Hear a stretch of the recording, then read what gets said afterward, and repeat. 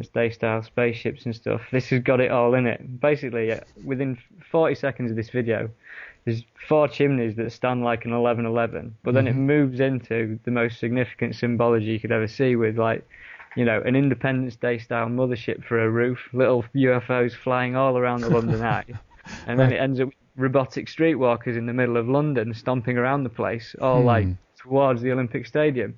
I mean, it's pretty weird to watch it, and it's on my blog and it's on YouTube as well. If you just do a search for the stadium design video, you can see for yourself that there's definitely symbology in there, like, you know, whether you like it or not. So this got me thinking. I was like, where does this go? Does this mean that there is a significant event looming for the Olympics? And I started thinking to myself, well, you know, if they're about to do this now, they've done this before. You know, they've used the Olympics for such events before. Yeah. Which led me into looking into 1972 Olympics in Munich. Now, funnily enough, these were the world's first stage for global terrorism. You know, the very first global, like, you know, declared as global terrorism. The first act was in the 1972 Munich Olympics. Indeed, yeah. And these Olympics, there were 11 Israelis killed. So we've got the number 11 there. And they were killed by a group called Black September, which is obviously the 9th month. So it's obviously a 9/11 you've got there. Yeah. And that particular Olympics were host to 121 countries, which is 11 times 11. You've got a significant event there with first, like, global stage for terrorism, as it is. Yeah. And then, you know, moving on, I started thinking, well, you know, the year 1984, there's obviously Olympics in that year. And it's synonymous with the George Orwell book of Big Brother and, you know, a completely, you know, oppressive state, if you like, a New World Order kind of background. Yeah.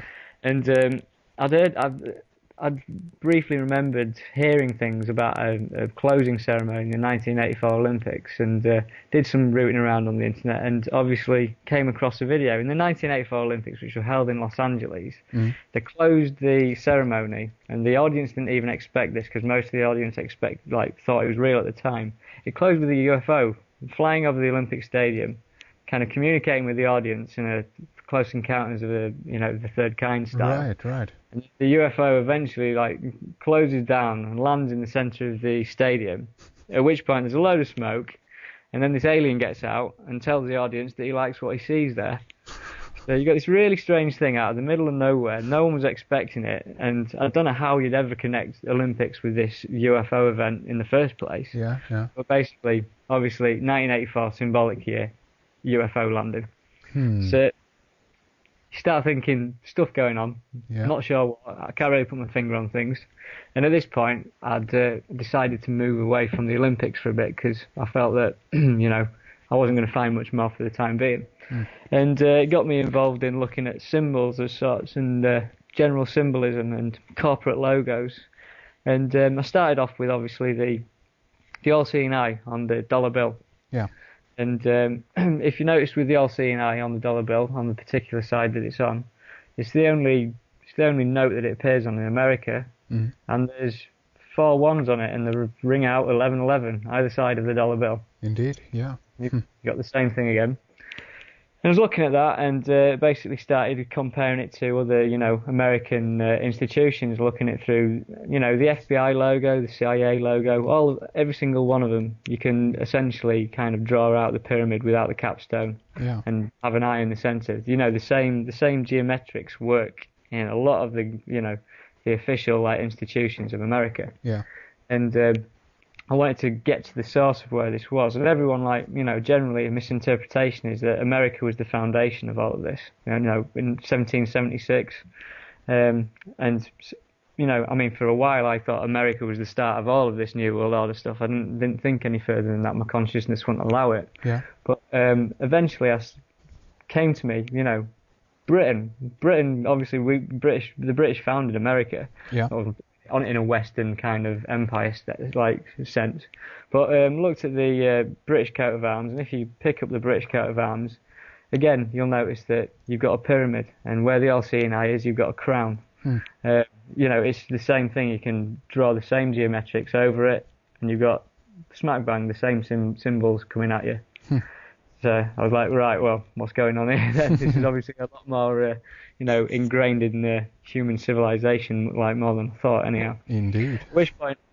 Which point you then start moving to the famous corporate symbols of McDonald's and Schweppes and Starbucks, these amazing like corporations that are, you'll find them in all the symbolic places of the world. Like when I've been to Rome, you've got a McDonald's opposite the Pantheon and the Egyptian obelisk.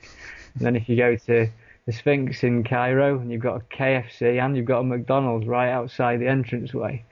And, literally everywhere you go, you can no doubt find one of these kind of food venues or whatever, right next to some of these symbolic structures. Yeah. And so, for instance, explain the McDonald's logo. You got 9 letters in the word McDonald's, and I decided to split that up into pyramid numerology. So you've got 1, 2, 3, 2, 1. Split the word up. Do you know what I mean? Into a step kind of structure. And I think you have this on your blog, isn't that right? So people that are tuning in can take a look at that. You can take a look at it on my blog, but basically, to spell it out, basically you can form a pyramid-like word out of it in which the cornerstones and the top part of the pyramid minus the capstone spell the word Mason. Yeah. And essentially what the pyramid is showing is that the 2 arches of Freemasonry, or the golden arches, or whatever you want to call them, emanate from the centre of the pyramid and preside all the way onto the outside of the pyramid. So essentially you've got this event that seems to preside over the pyramid. And then same thing goes with the Schweppes logo. I mean, I had a real good 11/11 moment with this because it happened in a glass of Schweppes tonic water when the ice cubes started ringing at me. Right. And I thought it was pretty mental, but it was insinuating something was happening. Nice. And I looked on the bottle, and the year 1783, obviously on the all-seeing eye, the date 1776. Mm-hmm. I was like, we're a bit too close for comfort here. We're in the period of the Enlightenment, is what they call it. Yeah. And look at their logo, and it doesn't even take any deciphering this one. There's a pyramid with an angel on top, with a McDonald's-style M presiding over the pyramid. So essentially you've got more messianic imagery in the logo of a corporate symbol. And all I can think is this company, Schweppes, they teamed up with Cadbury's. They're instrumental in destroying the health of the world because they create sugary drinks and, aspartame-ridden drinks and everything that goes with it.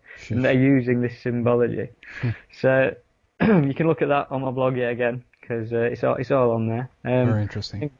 Get to Starbucks, and Starbucks, if you look at when you're walking past any old Starbucks, you'll notice that the logo is 3 stars that make a pyramid, and the very top star is seated on top of a crown, which is essentially, symbolic of the all-seeing eye, but underneath the crown is a woman, and that woman is Isis. So the Egyptian deity Isis. And essentially what I've realised over the past few days is that what these logos are depicting is some form of messianic event. Yeah. And when you look into a book, there's a book called The Secret Teachers of All Ages from 1928 by Manly P. Hall. Indeed. And states Isis is sometimes shown standing between 2 great pillars of Freemasonry. Yeah. So deity Isis stands between these pillars. So on the McDonald's logo, where you've got the M and you've got the M coinciding on the top of the pyramid, and the same on the Schweppes logo, where you've got the angel stood on top of the pyramid, they're representing Isis. There's no other way of looking at it, in my personal opinion. Yeah. So basically, Isis is symbolic of the all-seeing eye. It's the same thing. Same as when you're looking, for instance, into the Holy Trinity and stuff, and you've got the Father, the Son, and the Holy Spirit. Yeah. There's the evidence of the kind of, the ever-looming one who sees everything but isn't quite there. Do you know what I mean? Yeah. So anyhow, this occult symbolism, it works on a dual level. Like optical illusions, for instance, you can now look at a picture and do you see the old woman or do you see the young woman? Yeah. It's got the duality, same as everything else when it comes down to religion. Yeah. Most people are attuned to see one thing, but it actually means another thing as well. But it depends which version you want to go with. There's 2 ways to look at it. And my opinion on everything with the occult is that it's working on a different plane outside of the 5 sense human reality. It's something that's working in the subconscious. Yeah. And going on that principle of mind before matter universe, when you're looking at this occult symbolism, and if one person is, say, looking at the Schweppes logo